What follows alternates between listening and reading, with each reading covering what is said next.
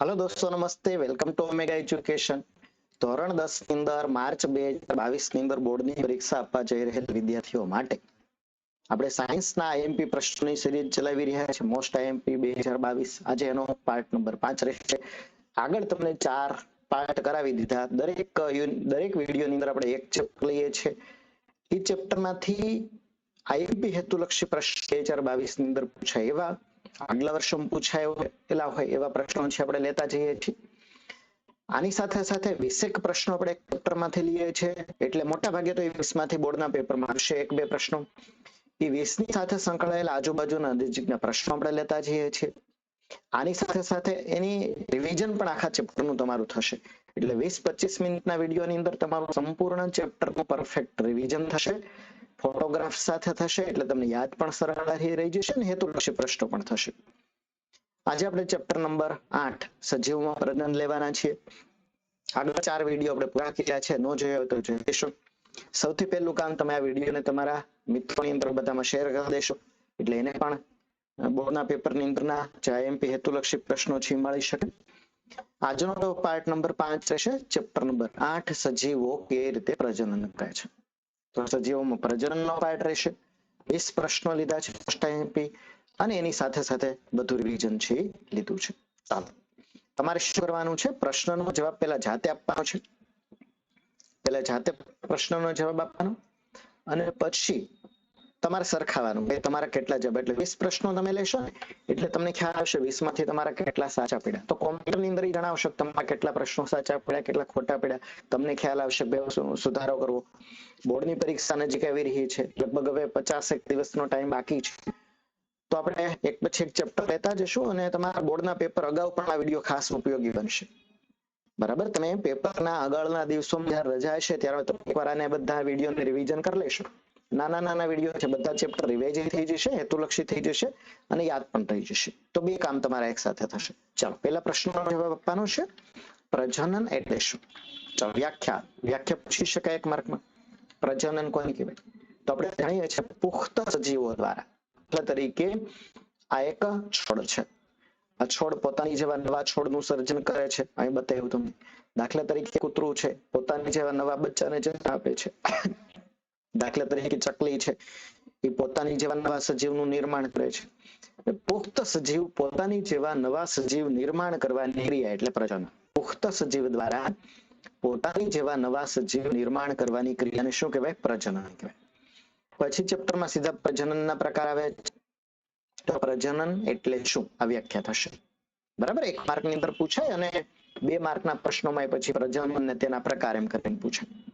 તો બીજો પ્રશ્ન છે, ઝડપથી જવાબ આપો, પ્રજનનના પ્રકાર કેટલા છે એમ પણ પૂછી શકાય, ક્યાં ક્યાં છે એમ પણ પૂછાય। ચલો, પ્રજનનના કેટલા પ્રકાર છે ને ક્યાં ક્યાં છે? 5, 7, 10 સેકન્ડનો ટાઈમ હું તમને આપતો જઈશ, તમે પહેલા જાતે પેન પેજની અંદર લખતા જજો, એટલે તમને પણ ખ્યાલ આવતો જાય।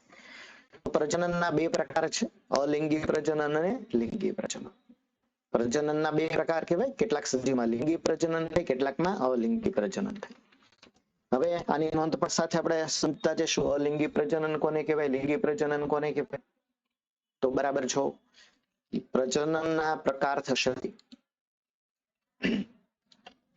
અલિંગી પ્રજનન કોને કહેવાય અને લિંગી પ્રજનન કોને કહેવાય, 2 માર્ક અંદર પૂછી શકાય।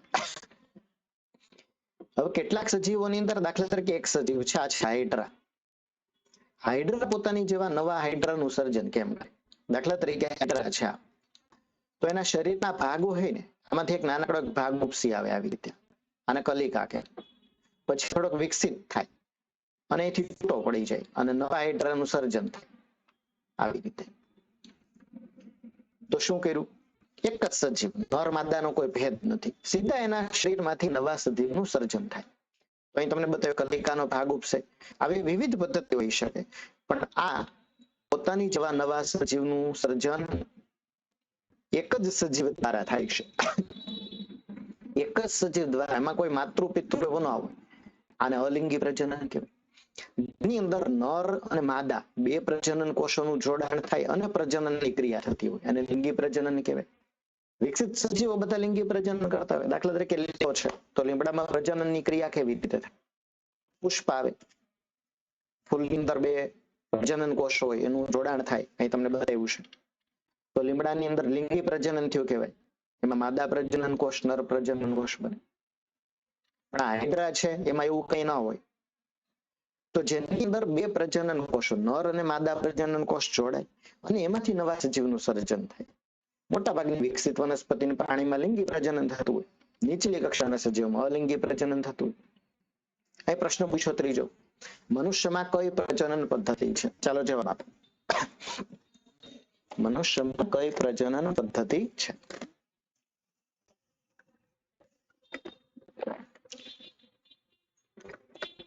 લિંગી પ્રજનન પદ્ધતિ કે અલિંગી પ્રજનન?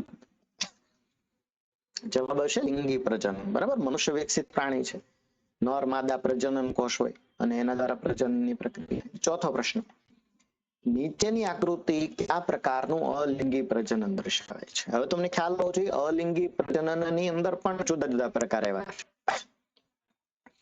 અહીં જે આકૃતિ જુલાઈ 2018 માં પૂછાયેલ પ્રશ્ન છે, મેં સાથે સાથે આગળ પૂછાયેલા પ્રશ્નો લીધા છે, તમારામાં પૂછાઈ શકે એવા પ્રશ્નો પણ લીધા છે.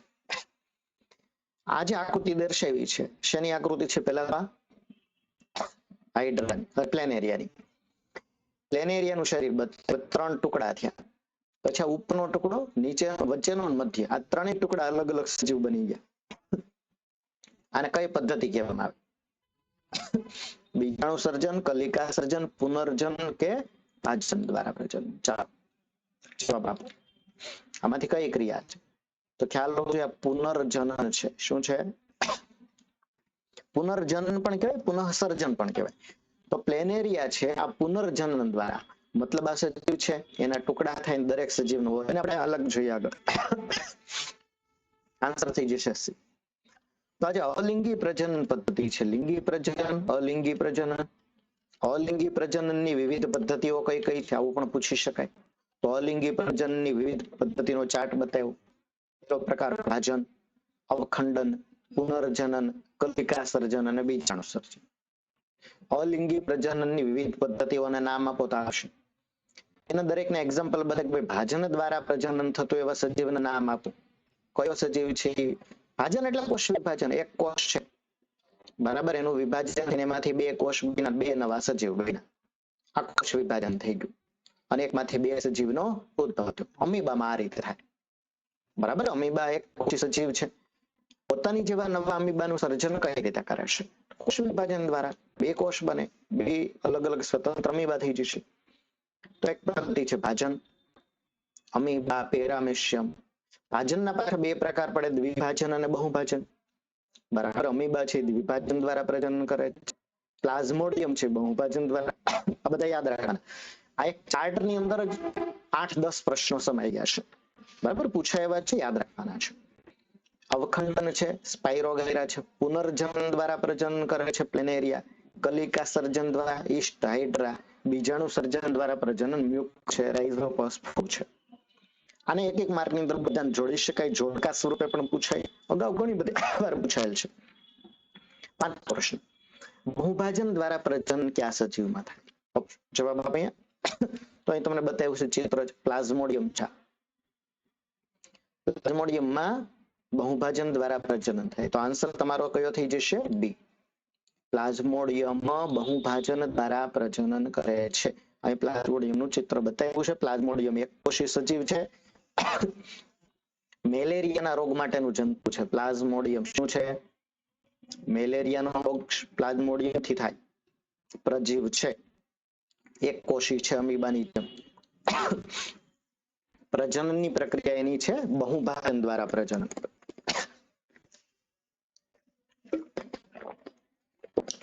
ચાલો નેક્સ્ટ જોઈએ આપણે. તો આન્સર થઈ જશે બી. આ તમને બધા વિવિધ પદ્ધતિના ઉદાહરણ આપ્યા. અલિંગી પ્રજનનના પ્રકાર છે. ભાજન, બે માર્કના પ્રશ્નો થતા જશે સાથે. એક માર્કના ભાજન દ્વારા, અવખંડન દ્વારા, પુનર્જનન, કલિકા સર્જન, બીજાણુ સર્જન. એ ચિત્ર બતાવ્યા છે. અમીબા બતાવ્યું છે. અમીબા એકમાંથી બે અમીબા બન્યા કોષ વિભાજન દ્વારા. લીલ બતાવી છે.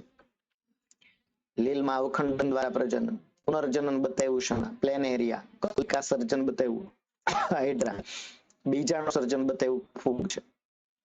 ચલો, તો એના ઉપર ઉદાહરણ પણ લખ્યા છે અહીં ચાર્ટમાં તમને દેખાશે. આ લખ્યા બરાબર, અહીં ચાર્ટ આવી ગયો, નીચે નામ લખ્યા છે ને અહીંયા ચાર્ટની અંદર ચિત્ર દોરી થશે.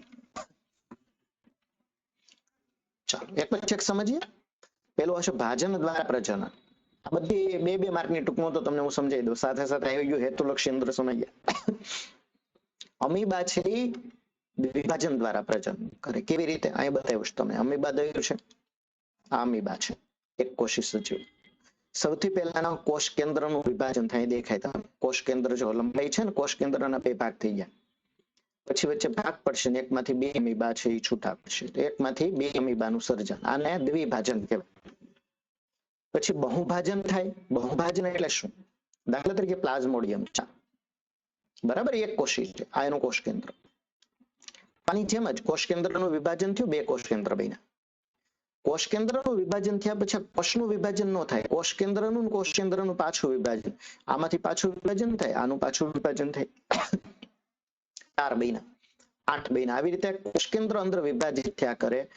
એક જ કોષની અંદર ઘણા બધા કોષ કેન્દ્ર બની જાય, જોઈ શકો તમે. એક જ કોષની અંદર ઘણા બધા કોષ કેન્દ્ર રચાય છે. પછી એને અનુકૂળ પરિસ્થિતિ મળે એટલે ઉપરનું પણ તૂટે ને એકમાંથી ઘણા બધા આવા પ્લાઝ્મોડિયમ છે બહાર આવશે, આને બહુભાજન કહે. તો અમીબા છે, પ્લાઝ્મોડિયમ છે, બહુભાજન દ્વારા પ્રજનન કરે. બીજી પદ્ધતિ અવખંડન છે, લીલ છે, સ્પાઇરોગાયરા. આ લીલની અંદર અવખંડન દ્વારા પ્રજનન થાય. કેવી રીતે થાય? આ લીલ છે, અહીંથી તૂટી જાય અને બે ભાગ થઈ જાય. દરેક ભાગ છે નવો સજીવ બની જાય બરાબર. અહીંથી તૂટે અને તૂટેલો દરેક ભાગ નવા સજીવ તરીકે વિકસે, અને અવખંડન કહેવાય. ત્રીજો પ્રકાર છે પુનર્જન. પ્લેનેરિયા થાય. પ્લેનેરિયા બતાવ્યું છે અહીં, બતાવ્યું પ્લેનેરિયાનું શરીર 3 ભાગમાં કપાણું. દરેક કપાયેલો ભાગ છે નવા સજીવ તરીકે વિકાસ પામે. 3 ટુકડાથી 3 નવા પ્લેનેરિયાનું સર્જન થયું. તો આને પુનર્જનન કહેવાય, પુનઃસર્જન પણ કહેવાય. કે ભાઈ સજીવ શરીર હોય એ કરતા વધુ ભાગમાં કપાય, દરેક કપાયેલો ભાગ બાકીના ભાગનું સર્જન કરે, એકમાંથી નવા. હાઇડ્રામાં પણ આવું થઈ શકે, પ્લેનેરિયાની અંદર આવું થાય. આ પુનર્જનન દ્વારા પ્રજનન કહેવાય. ઉદાહરણ યાદ રાખવાના. એમાં ચોથો પ્રકાર કલિકા સર્જન. કલિકા સર્જન એટલે હું? શેમાં કલિકા સર્જન દ્વારા થાય? હાઇડ્રા છે. બીજાણુ સર્જન 5મો પ્રકાર. કયા સજીવની અંદર બીજાણુ સર્જન થાય? તો ફૂગ છે, રાઇઝોપસ, મ્યુકર, આ બધી ફૂગ છે બીજાણુ સર્જન દ્વારા પ્રજનન કરે. આની બે માર્કની ટૂંકનોંધ તો પૂછાય. કલિકા સર્જનની ટૂંકનોંધ લખો, બીજાણુ સર્જન પૂછાય 2 માર્કમાં, આઈએમપી છે યાદ રાખવાનું. તો કલિકા સર્જન કોને કહેવાય? તો અહીં તમને બતાવ્યું છે કે ભાઈ હાઇડ્રા છે એના શરીરની અંદર એક નાનકડો ભાગ ઉપસે એવો, આ દેખાય, આને કલિકા કહેવાય. આ કલિકા વિકસિત થાય અહીંથી, અને નાના હાઇડ્રાની રચના જો વિકસી, અહીંથી પછી છૂટું પડી જાય. આ જે એક હાઇડ્રા છે એના શરીરમાંથી સીધું નવા હાઇડ્રાનું સર્જન થયું, આ કલિકા સર્જન કહેવાય. ઈસ્ટમાં પણ થાય. ઈસ્ટ એક કોષી ફૂગ છે, એમાં આવી રીતે કલિકા સર્જન થાય. બીજાણુ સર્જનમાં ફૂગમાં જો બરાબર, આ ફૂગનો તંતુ, એની ઉપર ટોચનો ભાગ, એની અંદર બીજાણુ વિકસાય બતાવે છે. આ પરિપક્વ થાય એટલે બીજાણુ છૂટા પડે નહીં પડે આવી રીતે, અને આથી પછી નવી ફૂગનું સર્જન થાય, અને બીજાણુ સર્જન કહેવાય. તો 5 છે અલિંગી પ્રજનનની પદ્ધતિઓ. ચાલો નેક્સ્ટ પ્રશ્ન છઠ્ઠો છે. તમને આ રીતે જોડકા પૂછાય કે પેરામિશમ, આ બાજુ પ્રાણી નામ લખ્યા, આ બાજુ એની પ્રજનન પદ્ધતિ લખી. હવે નીચે તમારા ઓપ્શન માંથી જવાબ આપવા. હવે તમારે સૌથી પહેલા મેં શીખવાયું છે તમને બે સૌથી જોડકા જોડ દેવા. ઉપર તમને સમજાવ્યું પેરામિશમ ની પ્રજનન પદ્ધતિ કઈ છે. પેરામિશિયમ કઈ રીતે થાય છે? તો ભાઈ વિભાજન દ્વારા. હાઇડ્રામાં કઈ રીતે થાય? હમણાં જ હાઇડ્રા દોર્યું, કલિકા સર્જન. મ્યુકર એટલે કે ફૂગ છે, મ્યુકર બીજાણુ સર્જન. સ્પાઇરોગાયરા અવખંડન દ્વારા. તો પેલા સાથે સી, બીજા સાથે બી. પેલા સાથે સી ને બીજા સાથે બી હોય, ત્રીજા સાથે એ, અને 4ની સાથે ડી. આમાં પહેલું અને બીજું બે એક ભૂલથી આ બંને છપાઈ ગયા છે, તમને દેખાશે 1C 2B 3A અને 4D. તો અહીં અલગ આપી શકે, તમને સમજી શકો છો કે એમાં પહેલા સાથે છે આ જોડકાનો જવાબ આવતો હોય, આમાં એક ભૂલથી બંનેમાં એકનો એક છપાઈ ગયું છે, જરાક સુધારો કરી નાખશું તો આન્સર તમારો થઈ જશે બી. અને એ બે એક જ છે, તમને અહીંયા જુદું આપ્યું હોય. ચાલો 7મો પ્રશ્ન, પ્રકાંડ દ્વારા વાનસ્પતિક પ્રજનન કઈ પદ્ધતિમાં થાય? જવાબ આપો છો. બટેટું, શક્કરિયું, પાનફૂટી, ગુલાબ. વાનસ્પતિક પ્રજનન, કુદરતી વાનસ્પતિક પ્રજનનની વાત થશે. ઓપ્શન ની અંદર થોડોક સુધારો પછી કરી દઈશું. બટેટામાં થાય, શક્કરિયામાં થાય, પાનફૂટીમાં થાય. કઈ વનસ્પતિ છે પ્રકાંડમાંથી સીધો નવો સજીવ બને? વાનસ્પતિક પ્રજનનમાં દાખલા તરીકે બટેટા છે. આ બટેટાનું પ્રકાંડ કહેવાય. તમને બધાને ખ્યાલ છે બટેટા પર નાની નાની કલિકાઓ ફૂટે, એમાંથી નવો છોડ બનશે. બટેટું તમે જે જોવો છો ને એ બટેટાની વનસ્પતિનું પ્રકાંડ છે, યાદ રાખજો. તો પ્રકાંડમાંથી નવો છોડ બન્યો. કેટલીક વનસ્પતિ મૂળ દ્વારા નવો છોડ બને, કેટલાકમાં પર્ણ દ્વારા નવો છોડ બને. તો વાનસ્પતિક પ્રજનનના 3 એક્ઝામ્પલ છે ભાઈ, મૂળ દ્વારા, પ્રકાંડ દ્વારા અને પર્ણ દ્વારા. આ પ્રકાંડ દ્વારા બતાવે. જો બટેટામાં પ્રકાંડ દ્વારા, આદુ છે એમાં પ્રકાંડ દ્વારા, પછી અહીંયા હળદર છે એમાં પ્રકાંડ દ્વારા, થોર છે, થોર કાંટાળો થોર જોઈએ એની અંદર પણ પ્રકાંડ દ્વારા પ્રજનન થાય. કેટલીક વનસ્પતિ મૂળ દ્વારા થાય, દાખલા તરીકે કર્યું છે એમાં મૂળ દ્વારા. કેટલાકમાં પાન દ્વારા સીધું પ્રજનન થાય દેખાય છે. પર્ણફૂટી અથવા પાનફૂટી નામની વનસ્પતિ કહેવાય. બરાબર, એના પર્ણ ઉપર કલિકા વિકસે તો પર્ણ દ્વારા સીધો નવો સજીવ બને. બટેટા છે એમાં પ્રકાંડ દ્વારા નવો સજીવ બને, અને શક્કરિયું છે તો મૂળ દ્વારા નવો સજીવ બને સીધો. ચલો, કૃત્રિમ વાનસ્પતિક પ્રજનન પદ્ધતિના નામ. કૃત્રિમ વાનસ્પતિક પ્રજનન પદ્ધતિઓ કઈ છે? 4 ઓપ્શન છે. કલમ, દાબ કલમ, આરોપણ. કઈ પદ્ધતિ કહેવાશે? કૃત્રિમ વાનસ્પતિક પ્રજનન પદ્ધતિઓ ઉપરના તમામ આવશે. કલમ, દાબ કલમ, બરાબર, કલમ તમને બતાવી. ગુલાબનો છોડ તમે બધા જોયો હશે. કોને કલમ કહેવાય? એની ડાળી તમે કાપી અહીં જમીનમાં નાખી દો, તેમાંથી નવો છોડ બને. તો આ પ્રકાંડ દ્વારા કલમ થઈ. કેટલીક વનસ્પતિમાં આવી રીતે પણ થાય. જો અહીં બરાબર છોડ બતાવ્યો, પછી એની ડાળી છે નીચે જમીનને અડી છે. જમીનને જે ભાગ દબાણો ને એમાંથી નવું મૂળ બની જાય. અહીંથી નવું મૂળ છે. હવે અહીંથી તમે કાપી નાખો આ ભાગને, એટલે નવો છોડ થઈ ગયો આખો. તો દાબ કલમ કહેવામાં. બરાબર, આની જેમ જ છે. આમાં કાપી દીધી, છૂટી પાડી દેવામાં. આમાં તમારે આની સાથે જોડાયેલી હોય ને કલમ કરવી પડે. છૂટી કાપી નાખો તો મૂળ તંત્ર ન વિકસે. આ દાબ કલમ કહેવાય. કેરીની અંદર આરોપણ થાય. તો આ 3 પદ્ધતિ છે તમામ. હાલો, વનસ્પતિમાં પ્રજનન અંગ કયું છે? ઝડપથી જવાબ. તો વનસ્પતિનું પ્રજનન અંગ છે પુષ્પ. વનસ્પતિનું પ્રજનન અંગ કયું કહેવાય? પુષ્પ. ડી આવશે આન્સર. ફૂલ દ્વારા વનસ્પતિ પ્રજનનની ક્રિયા થાય છે. હવે આખો 3 માર્કનો પ્રશ્ન છે ભાઈ. વનસ્પતિમાં પ્રજનનની પ્રક્રિયા બતાવો. લિંગી પ્રજનન. તો આ પુષ્પની રચના છે, તમે અહીં જોઈ શકો છો. પુષ્પના ભાગ બધા છે. આ એનો પ્રજનન ભાગ કહેવાય. સ્ત્રી કેસર ચક્ર, આ એનો પુંકેસર ચક્રનો ભાગ છે. આ તમે જોઈ શકો છો આખું. આ સ્ત્રી કેસરનો ભાગ બતાવ્યો કહેવાય. આ બાજુ બતાવ્યો. તો બાજુમાં તમને આ જે દેખાય છે તંતુ જેવી રચના, પુંકેસર ચક્ર કહેવાય. પુષ્પની અંદર બધા પુષ્પ જોયું હોય, તમને ખ્યાલ હશે કે ભાઈ એની અંદર રંગીન પાંદડીઓ તમે કાઢી નાખો એટલે તમને આવી રચના દેખાય છે. આ સ્ત્રી કેસર ચક્ર પછી આવા તંતુ હોય ફરતા, આ પુંકેસર ચક્ર કહેવાય. આ એના પ્રજનન અંગ કહેવાય. પુષ્પના પ્રજનન ભાગ 2 થયા. આ સ્ત્રી કેસર ચક્ર માદા પ્રજનન ભાગ કહેવાય, અને આ પુંકેસર ચક્ર નર પ્રજનન ભાગ કહેવાય. યાદ રાખવાનું છે. ચાલો, હવે વનસ્પતિની અંદર અંડાશય વિકાસ પામીને શેમાં ફેરવાય? આ અંડાશય કહેવાય. આ દેખાય છે બરાબર. આ સ્ત્રી કેસર ચક્ર દોર્યું છે. આ એનું અંડાશય કહેવાય. આ કહેવાય પરાગાસન. આ પરાગ વાહિની કહેવાય. અને નીચે આ અંડાશય અથવા એને બીજાશય પણ કહેવાય. હવે બીજાશય વિકાસ પામીને શેમાં ફેરવાય છે? જવાબ આપો ચાલો. તો આન્સર થઈ જશે સી. બીજાશય વિકાસ પામીને શેમાં ફેરવાય? ફળ બની જાય. કેવી રીતે? જો આ જે ભાગ છે ને, આ બીજાણુનો કોષ, એ બીજ બની જાય. ઉપર આ જે ભાગ છે ફળ બની જાય. એટલે તમે જો ફળની અંદર બીજ હોય, ફળ છે એની અંદર બીજ હોય.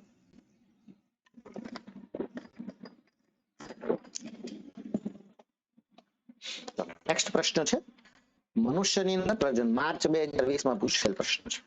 નીચેનામાંથી માનવના માદા પ્રજનન તંત્રનો ભાગ કયો નથી? અંડાશય, ગર્ભાશય, શુક્રવાહિની કે અંડવાહિની? માદા પ્રજનન તંત્ર તમારી સામે દોર્યું છે, સ્ત્રીનું પ્રજનન તંત્ર. પ્રશ્ન છે માનવના માદા પ્રજનન, સ્ત્રી પ્રજનન તંત્રમાં કયા કયા અંગ આવે? તો તમને યાદ હોવું જોઈએ. આમાં કયું નથી? પહેલો ચાલો, અંડાશય આવશે, ગર્ભાશય આવશે, શુક્રવાહિની આવશે કે અંડવાહિની આવશે? આમાંથી કયું સ્ત્રીનું પ્રજનન તંત્રનો ભાગ નથી? 3 છે, એક નથી. કયું નથી? ચલો જવાબ આપો. તો આન્સર થઈ જાય તમારો સી. કયું? શુક્રવાહિની. શુક્રવાહિની તમને ખબર છે એ પુરુષ પ્રજનન તંત્રનો ભાગ. સ્ત્રીના પ્રજનન તંત્ર જો બતાવે અંડપિંડ, આ છે અંડવાહિની, ગર્ભાશય, ગ્રીવા, આ બધા સ્ત્રીના પ્રજનન તંત્રના ભાગ કહેવાય. તો આવો પણ પ્રશ્ન પૂછે, સ્ત્રીના પ્રજનન તંત્રના અંગો લખો, તો એ બતાવો બધા. આ 3 માર્કની અંદર પણ પૂછેલો આખો પ્રશ્ન છે. સ્ત્રીનું પ્રજનન તંત્ર વર્ણવો, મોસ્ટ આઈએમપી પ્રશ્ન છે. સ્ત્રીનું પ્રજનન તંત્ર વર્ણવો. અહીં તમને 1 માર્કની અંદર પ્રશ્ન પૂછે. દાખલા તરીકે આ અંડપિંડ છે, અંડવાહિની છે, આ ગર્ભાશય છે, આ ગ્રીવા છે, આ બધા સ્ત્રીના પ્રજનન તંત્રના ભાગ કહેવાય, બધા લખાય. તો યાદ રાખવાના છે. હવે નીચેમાંથી કયું પુરુષના પ્રજનન તંત્રનું અંગ નથી? આ પુરુષનું પ્રજનન તંત્રમાં ક્યાં ક્યાં અંગો આવેલા છે, પછી ક્યાં નથી એમ પણ પૂછી શકાય. ક્યાં છે? 4 ઓપ્શન આપે: શુક્રપિંડ, ગર્ભાશય, શુક્રવાહિની, પ્રોસ્ટેટ. પુરુષ પ્રજનન તંત્રનો ભાગ કયો નથી? ચાલો જો બરાબર. આ છે શુક્રપિંડની રચના. શુક્રપિંડ શરીરની બહાર વૃષણ કોથળીમાં હોય. શા માટે હોય એનું કારણ પણ પૂછાય. આ છે શુક્રવાહિની, શુક્રકોષ લઈ જતી નળ. આ છે શુક્રાશય, શુક્રકોષનો સંગ્રહ કરતી કોથળી. બરાબર. અહીંથી પછી આવશે પ્રોસ્ટેટ ગ્રંથિ. બરાબર. આ બધા પુરુષના પ્રજનન તંત્રના ભાગ કહેવાશે. તો શુક્રપિંડ આવશે, ગર્ભાશય આવશે, શુક્રવાહિની આવશે, પ્રોસ્ટેટ આવશે. કયું નહીં આવે? 3. આમાં જોઈ લો કયું પુરુષના પ્રજનન તંત્રનું અંગ નથી. શુક્રપિંડ છે, હા. શુક્રવાહિની છે, આ. પ્રોસ્ટેટ ગ્રંથિ છે. તો ગર્ભાશય છે સ્ત્રીના પ્રજનન તંત્રનો ભાગ છે, પુરુષના પ્રજનન તંત્ર નથી. આન્સર થઈ જાય બી. 14મો પ્રશ્ન છે નીચેમાંથી કયો જાતીય અંતઃસ્ત્રાવ? ચાલો, શુક્રપિંડ અને અંડપિંડ આવે એટલે જાતીય અંતઃસ્ત્રાવના 2 મુદ્દા આવશે. પુરુષના પ્રજનન તંત્ર, સ્ત્રીનું પ્રજનન તંત્ર. એમાં શુક્રપિંડ આવે, અંડપિંડ આવે. અંડપિંડમાંથી 2 અંતઃસ્ત્રાવ ઉત્પન્ન થાય, ઈસ્ટ્રોજન અને પ્રોજેસ્ટેરોન. શુક્રપિંડમાંથી 1 અંતઃસ્ત્રાવ થાય, કયો? ટેસ્ટોસ્ટેરોન. તો ટેસ્ટોસ્ટેરોન એ નર પ્રજનન જાતીય અંતઃસ્ત્રાવ. યાદ રાખજો બધા. આની હારે 4-5 પ્રશ્ન આવી ગયા. નર જાતીય અંતઃસ્ત્રાવ કયો છે? ટેસ્ટોસ્ટેરોન. ક્યાં ઉત્પન્ન થાય? શુક્રપિંડમાં. પ્રોજેસ્ટેરોન શું છે? માદા જાતીય અંતઃસ્ત્રાવ. ક્યાં ઉત્પન્ન થાય? અંડપિંડમાં. ઈસ્ટ્રોજન માદા જાતીય અંતઃસ્ત્રાવ અથવા અંડપિંડમાંથી ક્યાં ક્યાં અંતઃસ્ત્રાવ ઉત્પન્ન થાય? 2 યાદ રાખવાનું, ઈસ્ટ્રોજન, પ્રોજેસ્ટેરોન. માદા જાતીય અંતઃસ્ત્રાવ ક્યાં ક્યાં છે? તો આ યાદ રાખવાના 2. માદા જાતીય અંતઃસ્ત્રાવ, નર જાતીય અંતઃસ્ત્રાવ, ટેસ્ટોસ્ટેરોન. તો આવું બધું પૂછી શકાય. આમાં ઇન્સ્યુલિન નહીં આવે. ઇન્સ્યુલિન જાતીય અંતઃસ્ત્રાવ નથી. ચાલો, તો આન્સર થઈ ગયો ડી. 15મો પ્રશ્ન છે શુક્રપિંડનું તાપમાન કેટલું હોય છે? આ એક કારણ પણ પૂછે કે ભાઈ શુક્રપિંડ અહીંયા બહાર વૃષણ કોથળીમાં છે. આ વૃષણ કોથળી છે. કેમ વૃષણ કોથળીમાં છે ભાઈ? એનું કારણ શું? વૃષણ કોથળી શરીરની બહાર છે. તો શુક્રપિંડ શરીરની બહાર હોવાનું કારણ શું છે? આપણા શરીરનું જે તાપમાન છે એ તાપમાને શુક્રકોષો બનવાની પ્રક્રિયા સારી રીતે થઈ શકતી નથી. શરીરની બહાર વૃષણ કોથળી છે. વૃષણ કોથળીનું તાપમાન શરીરના તાપમાન કરતા 2 થી 3 સેલ્સિયસ જેટલું ઓછું હોય. કેવું હોય? યાદ રાખવાનું છે. આ બી ઓપ્શન આનો જવાબ થશે. આ વૃષણ કોથળીનું તાપમાન શરીરના તાપમાન કરતા 2 થી 3 સેલ્સિયસ ઓછું હોય. એના પરિણામે ત્યાં શુક્રકોષ ઉત્પન્ન થવાની પ્રક્રિયા સારી રીતે થઈ શકે છે. આ યાદ રાખવાનું. શા માટે? કારણ પૂછાય. વૃષણ કોથળીની અંદર શા માટે શરીરની બહાર શુક્રપિંડ છે? તો કે શરીરના તાપમાને શુક્રકોષો બનવાની પ્રક્રિયા સારી રીતે નથી થઈ શકતી. વૃષણ કોથળી શરીરની બહાર છે, એનું તાપમાન શરીરના તાપમાન કરતા 2 થી 3 સેલ્સિયસ જેટલું ઓછું છે. અને એટલે શુક્રકોષોનું ઉત્પન્નની પ્રક્રિયા સારી થઈ શકે. તો આન્સર થઈ જશે બી. 16મો પ્રશ્ન છે માનવમાં માદા પ્રજનન કોષ ક્યાં છે? માદા પ્રજનન કોષ એટલે સ્ત્રીના શરીરમાં. ક્યાં ઉત્પન્ન થાય? અંડપિંડમાં. અંડપિંડમાં કયા કોષ ઉત્પન્ન થાય? તો બહુ ક્લિયર છે ભાઈ, અંડકોષ. તો આન્સર થઈ જશે અંડકોષ. માદા પ્રજનન કોષ કયો? હવે તમને પૂછે નર પ્રજનન કોષ ક્યાં છે? યાદ રાખવા, શુક્રકોષ. ફૂલની અંદર નર પ્રજનન કોષ કયો છે? પરાગરજ. પુષ્પની અંદર પરાગરજ નર પ્રજનન કોષ, યાદ રાખવાનું. તો આન્સર થઈ જશે તમારે 17મો પ્રશ્ન છે, ગર્ભ વિકાસ આખો પૂછી શકાય. ગર્ભ વિકાસ, ઋતુસ્ત્રાવ, એના ઉપર નાના નાના ઘણા પ્રશ્ન બની શકે કે ભાઈ ગર્ભનો વિકાસ ક્યાં થાય છે? તો ભાઈ ગર્ભાશયમાં થાય. ગર્ભ શેમાંથી પોષણ મેળવે છે? 4 ઓપ્શન આપ્યા, ચાલો જવાબ આપો. ગર્ભ શેમાંથી પોષણ મેળવે? આમાંથી ગર્ભ વિકાસ દરમિયાન અને શેના દ્વારા પોષણ મેળવે? અંડાશય, શુક્રપિંડ, જરાયુ કે અંડવાહી? તો તમને યાદ હશે ગર્ભાશયની આ કોથળી થઈ ગઈ. અહીંયા ગર્ભ વિકાસ પામે. આ ગર્ભ છે એમાંથી એક રચના વિકસે અને એ માતાના શરીર સાથે જોડાયેલી હોય, ત્યાંથી પોષણ મેળવે. ગર્ભ છે એ ગર્ભાશયની દિવાલ સાથે અહીં જોડાશે અને જોડતી જે રચના છે વિકસે એને શું કહેવાય? જરાયુ. યાદ રાખવાનું. તો જરાયુ દ્વારા છે ગર્ભ માતાના શરીરમાંથી પોષક દ્રવ્યો પ્રાપ્ત કરે છે અથવા દ્રવ્યોની આપલે થાય છે. હવે ગર્ભનો વિકાસ ક્યાં થાય? માનવ શરીરની અંદર, ગર્ભાશયની અંદર.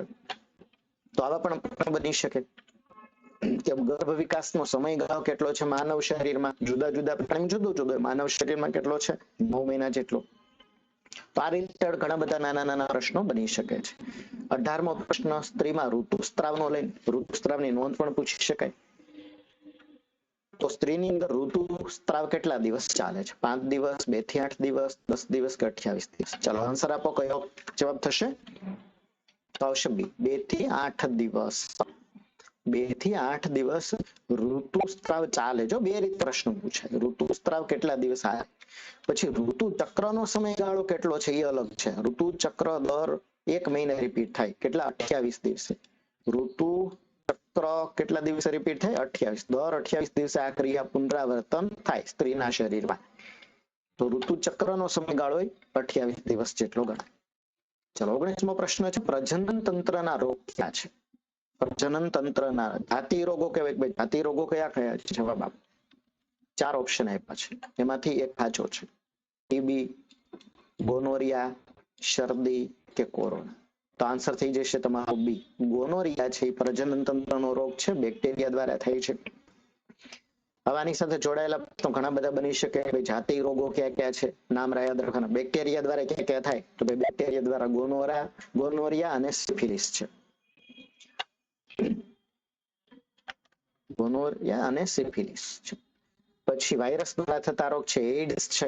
વાયરસ દ્વારા થતો જાતિ રોગ કહેવાય. તો આ જુદા જુદા પ્રશ્નો ચાર્ટ કઈ બાકી રહી ગયો છે પ્રજનન તંત્રના રોગોનો, પણ મેં તમને બતાવી દીધા. ચાલો પછી ગર્ભ ધારણ રોકવા માટેના ઉપાયોનો એક આખો ચાર્ટ છે જે અમારે બાકી રહી ગયો તો બનાવવાનો. તો એમને આપણે જોઈ લઈએ કે ભાઈ ગર્ભ ધારણ રોકવા સ્ત્રીના શરીરમાં ગર્ભ વિકસે નહીં એના માટે ક્યાં ક્યાં ઉપાય થાય? તો 3 પ્રકારના ઉપાયો આવે. યાંત્રિક અવરોધ મૂકીને, રાસાયણિક અવરોધ અને શસ્ત્રક્રિયા. યાંત્રિક અવરોધ મૂકીને, રાસાયણિક અવરોધ એટલે કે દવાઓનો ઉપયોગ કરીને, શસ્ત્રક્રિયા દ્વારા. તો ગર્ભધારણ રોકવાના ઉપાયો ક્યાં ક્યાં છે? કોપરટી, આંકડી, દવાઓ કે ઉપાયના બધા? તો આન્સર છે તમારો ડી, બધા. સ્ત્રીની આ કોપરટી એક આકૃતિ દોરી છે. કોપરટી છે જે સ્ત્રીના શરીર પર મૂકવામાં આવે, જેની મદદથી શું થાય? તો ભાઈ અંડવાહિની છે એની અંદર શુક્રકોષ છે અંડકોષ સુધી પહોંચી શકે નહીં.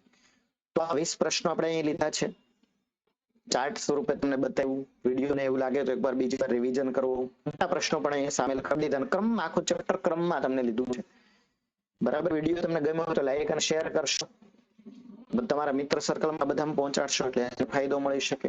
અને તમારા બોર્ડના પેપર અગાઉ પણ રિવિઝન અંદર આ વિડીયો છે ઉપયોગી બનશે. કોમેન્ટની અંદર એક એ પણ વસ્તુ જણાવશો કે ભાઈ તમને હવે પછી નેક્સ્ટ કયું ચેપ્ટર જોઈએ છે, તો એ ચેપ્ટરના વિડીયો છે આપણે